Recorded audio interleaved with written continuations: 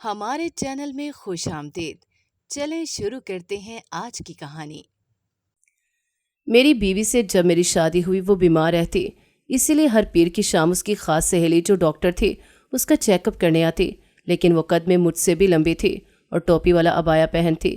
کچھ دنوں سے وہ نہیں آ رہی تھی تو بیوی بہت پریشان تھی، مجھ سے بولی مجھے اس کے گھر چھوڑاؤ ورنہ میں مر جاؤں گی۔ میں بھی پریشان ہوتے اسے ہسپتال چھوڑایا جہاں وہ ڈاکٹر ہوتی تھی۔ جب ہی وہاں کھڑی نرس مجھے دیکھتے بولی کہ شرم نہیں آتی بیوی سے یہ کام کرواتے ہو۔ مجھے کچھ سمجھ نہ آیا، پر جو ہی اس کے منہ سے سچ سنا فوراً اندر بھاگا، لیکن جیسے ہی دروازہ کھولا جان نکل گئی کہ آج میری شادی تھی اور مجھ سے بڑھ کر شاید ہی کوئی خوش تھا، کیونکہ میں نے جو چاہا تھا وہ پا لیا تھا۔ نرمل سے میری شادی میری اولین خواہش تھی، جس کے لیے میں اپنے ماں باپ کو بہت عرصے سے منانے کی کوشش کر رہا تھا اور آخر وہ مان گئے تھے۔ نرمل سے میری ملاقات لگ بھگ کوئی 6 ماہ پہلے ہوئی تھی۔ میں ایک کمپنی میں جاب کرتا تھا تو اتوار کا دن ہی چھٹی کا ملتا تھا۔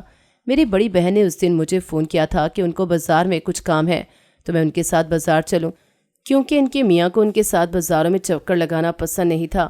کہتے تھے کہ یہ عورتیں بڑا خوار کرواتی ہیں بازاروں میں۔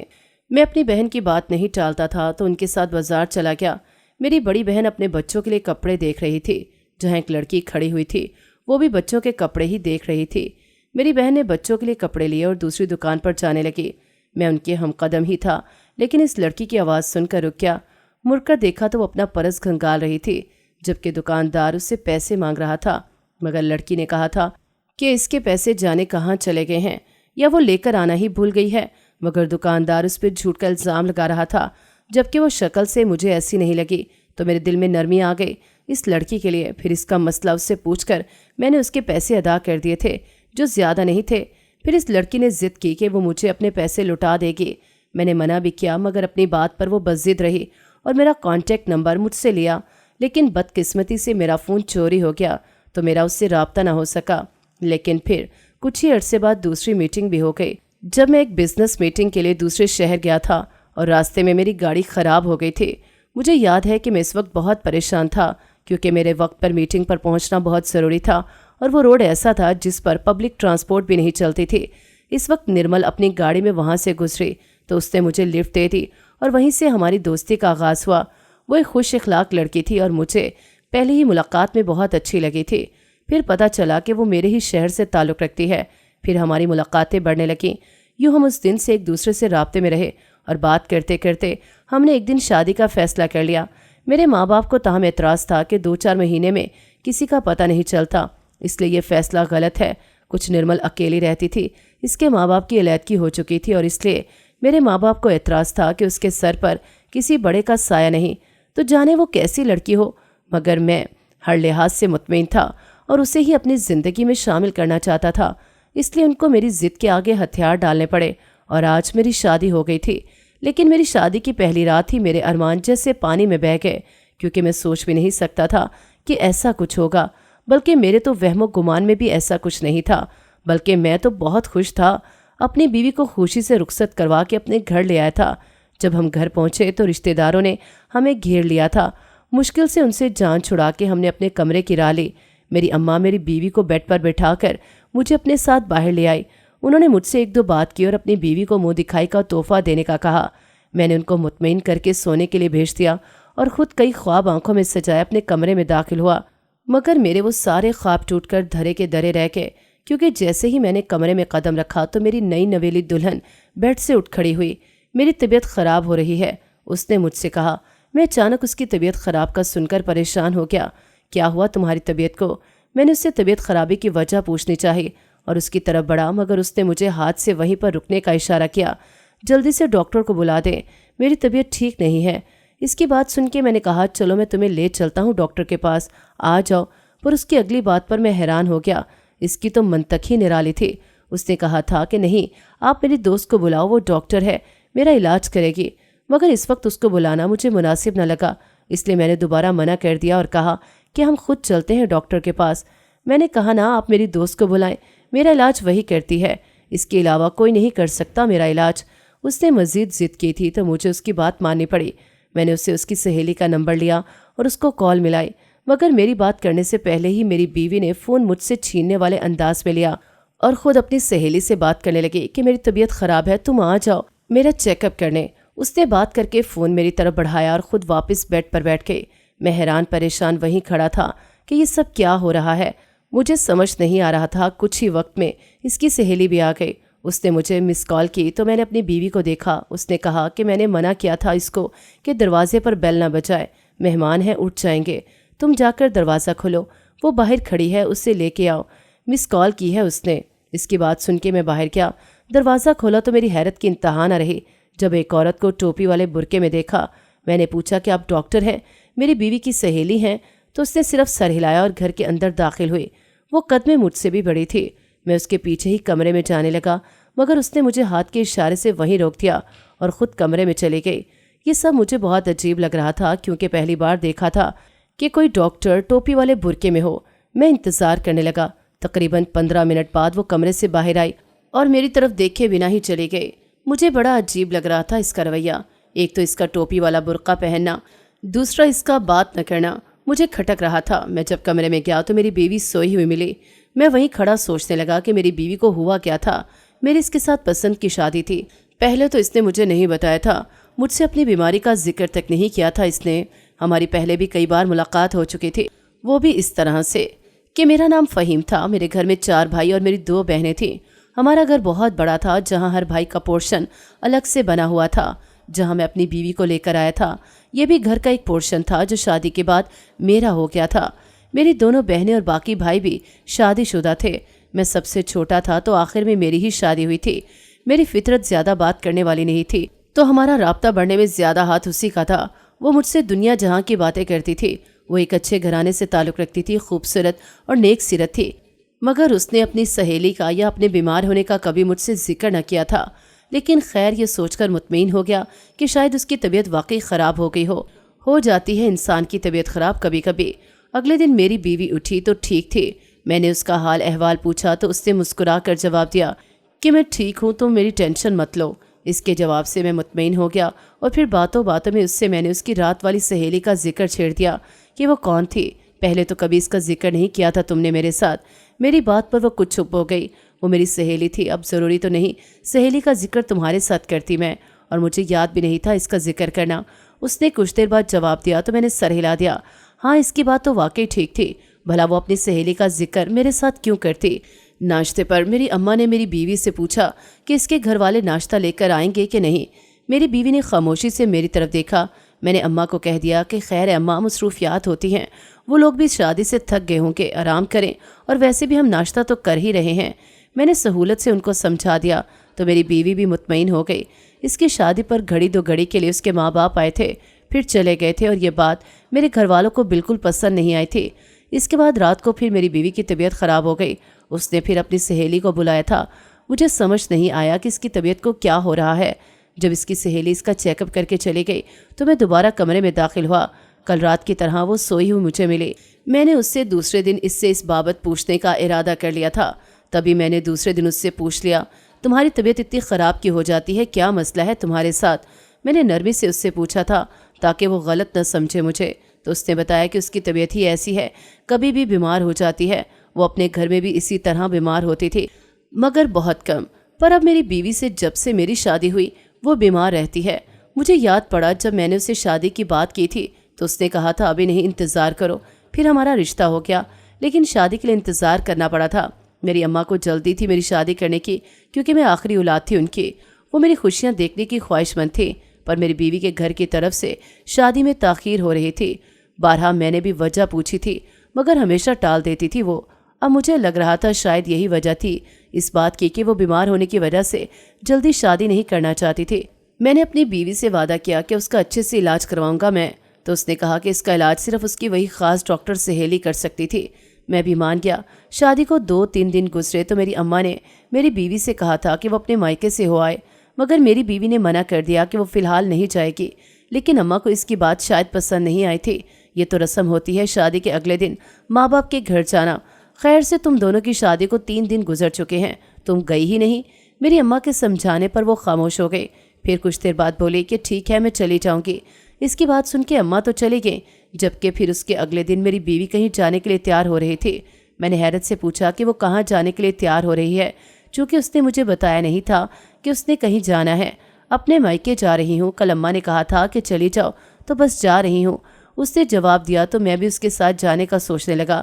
لیکن حیرت کی بات تھی جب اس نے میرا اپنے ساتھ جانے کا ارادہ سن کے کہا، نہیں تم نہیں چل سکتے، میں خود چلی جاؤں گی اور آ بھی جاؤں گی۔ تم اکیلی کیسے جا سکتی ہو؟ اور تمہارے ساتھ میری بھی تو شادی ہوئی ہے، تو اپنے سسرال جانا میرا بھی بنتا ہے۔ میں نے بات کو مذاق کا رنگ دیا اور جانے کے لیے تیار ہونے لگا۔ میں نے کہا نا تم نہیں چل سکتے، میں خود جاؤں گی، ورنہ میں نہیں جاؤں گی۔ وہ ضد پر اڑ گئی اور میرے کہنے کے باوجود بھی نہیں مانی، تو اس کی ضد کو مجھے مانتے بنی تھی اور وہ خود اکیلے اپنے مائکے چلے گئی۔ اس کے جانے کے بعد میں کافی دیر تک اس کے عجیب و غریب رویے کے بارے میں سوچتا رہا کہ وہ مجھے اپنے گھر کیوں نہیں لے کر جانا چاہتی۔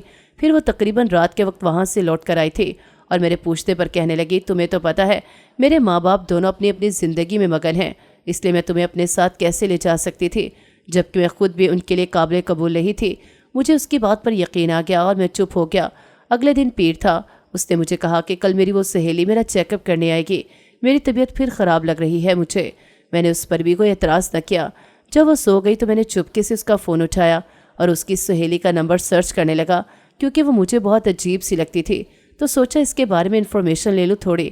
آخر کو میری بیوی کا علاج کر رہی تھی، مگر حیرت کی بات یہ تھی کہ میری بیوی نے جو اپنی سہیلی کا نام بتایا تھا وہ نام اس کے موبائل میں کہیں پر بھی نہیں تھا۔ مجھے لگا شاید میں صحیح سے نہیں ڈھونڈ رہا۔ میں نے کئی بار اس کے کانٹیکٹ لسٹ پڑھی، چیک کی، پر کہیں بھی نام نہیں تھا۔ میں نے اس کا موبائل واپس اس کے سرہانے رکھ دیا اور خود بیڈ کی دوسری طرف آ کر سونے کے لیے لیٹ گیا، مگر میرے ذہن میں یہی بات چل رہی تھی۔ پھر خود کو دلاسا دیا کہ وہ کل آئے گی تو وہ میں معلوم کر لوں گا۔ صبح ہوئی تو میری بیوی نے مجھ سے پوچھا، آپ کو کام پر نہیں جانا کیا؟ نہیں، کل سے جوائن کروں گا جاب واپس۔ میں نے کہا تو وہ ایسے مجھے دیکھنے لگی، مجھے لگا کہ اس کو میرا جواب پسند نہیں آیا تھا۔ کیا ہوا؟ میں نے پوچھا تو اس نے کہا کچھ نہیں۔ پھر جب شام ہوئی تو اس کی وہ سہیلی بھی آ گئی اس کا چیک اپ کرنے، وہی ٹوپی والا برقع پہنے، مگر اس نے مجھ سے کوئی بات نہ کی، بلکہ یوں کہنا بہتر ہوگا کہ میرے سامنے اس نے کچھ بات نہ کی تھی۔ میں نے اس کو 2-3 بار بلانے کی کوشش کی، مگر وہ سنتی ہی نہ تھی۔ میری بیوی کمرے میں موجود تھی۔ میں جب اس کو داخلی دروازے سے لے کر اپنے کمرے تک آیا تو آج بھی اس نے مجھے باہر روک دیا اور خود کمرے میں چلے گئی۔ میں نیچے اماں کے پورشن میں آ گیا کہ تب تک سوچا اماں سے بات کر لوں۔ ان سے بات کرتے کرتے مجھے وقت کا احساس ہوا تو واپس اپنے پورشن میں آ گیا۔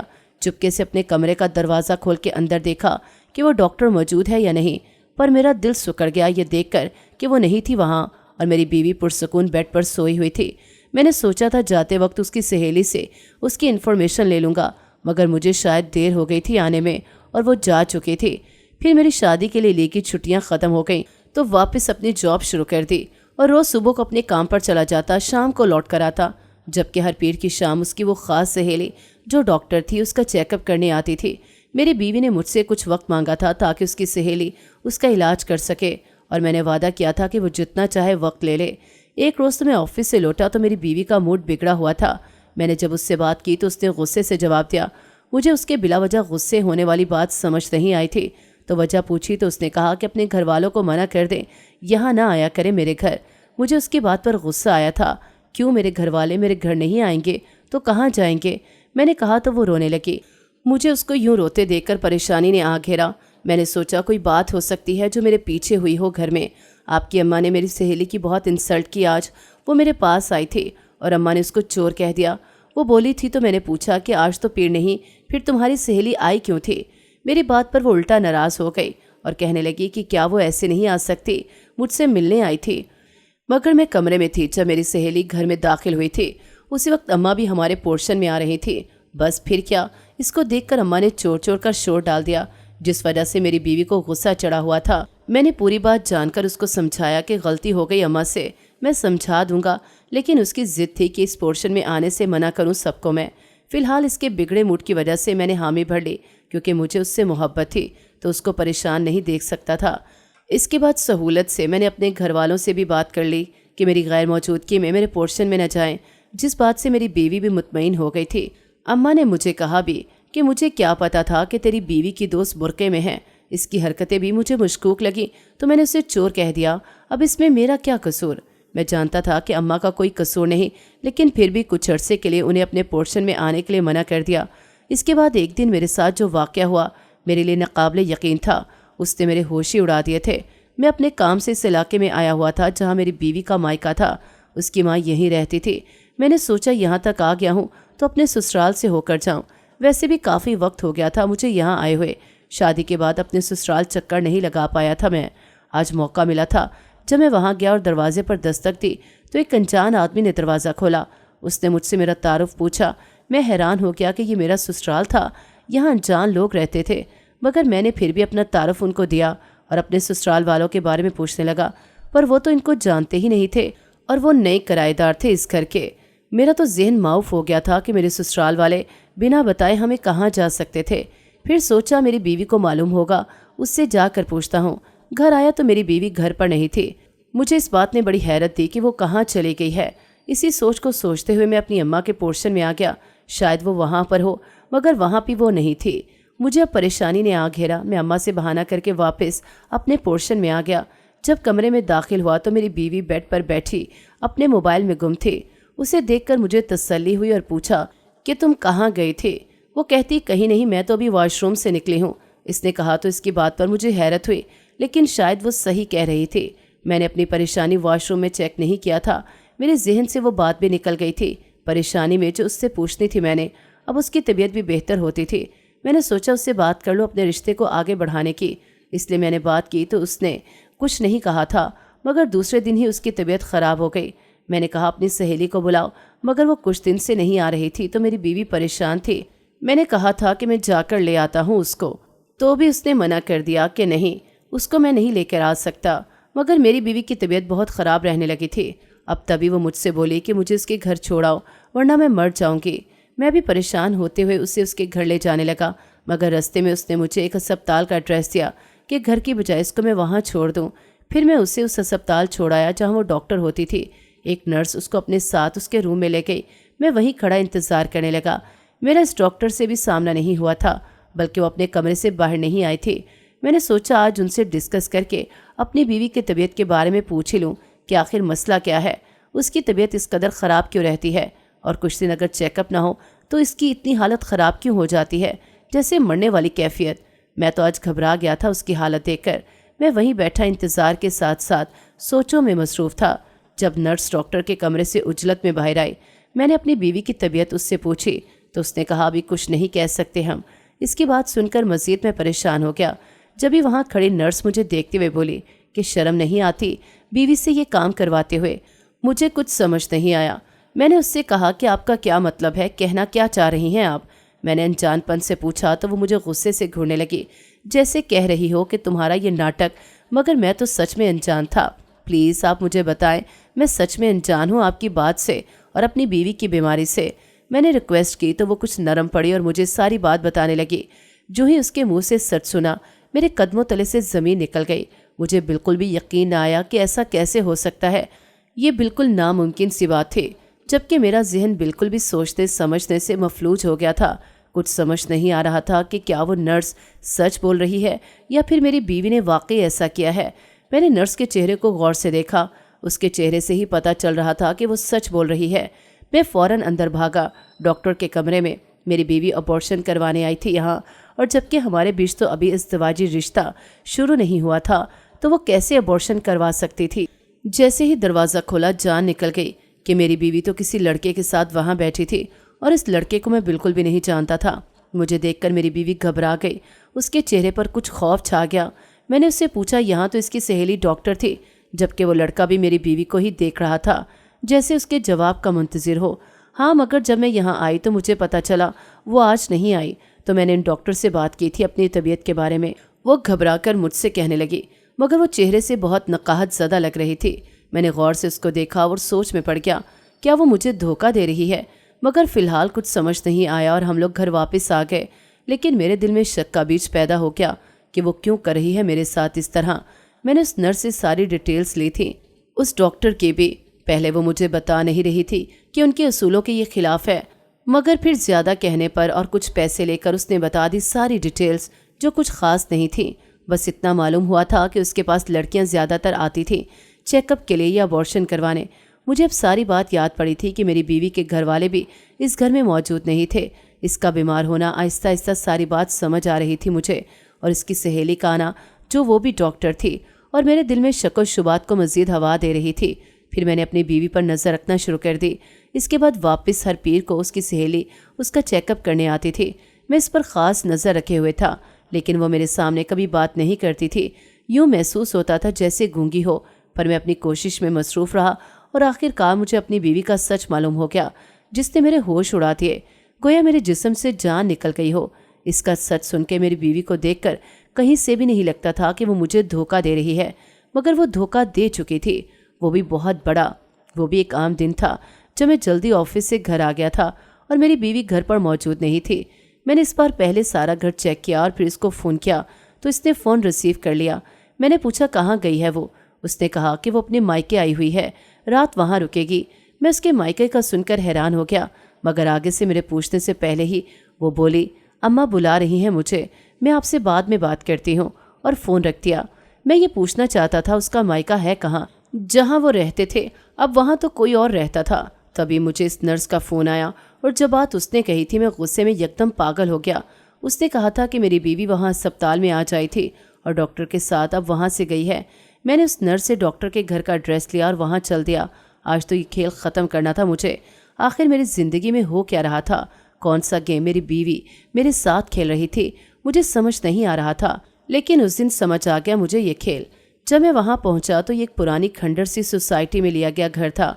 मैंने दरवाजे पर दस्तक दी तो इस डॉक्टर ने दरवाज़ा खोला था और मुझे देखकर हैरान हो गया। तुम यहाँ क्यों आए हो? उसने मुझसे पूछा, मगर मैं गुस्से में था। उसके घर के अंदर दाखिल हुआ। अपनी बीवी को लेने आया हूँ मैं, और उससे कहकर जब मैं कमरे में दाखिल हुआ तो वहाँ मेरी बीवी बैठी जाने क्यों मुस्कुरा रही थी। मुझे देखकर यकदम उसके चेहरे पर हवाइयाँ उड़ने लगीं।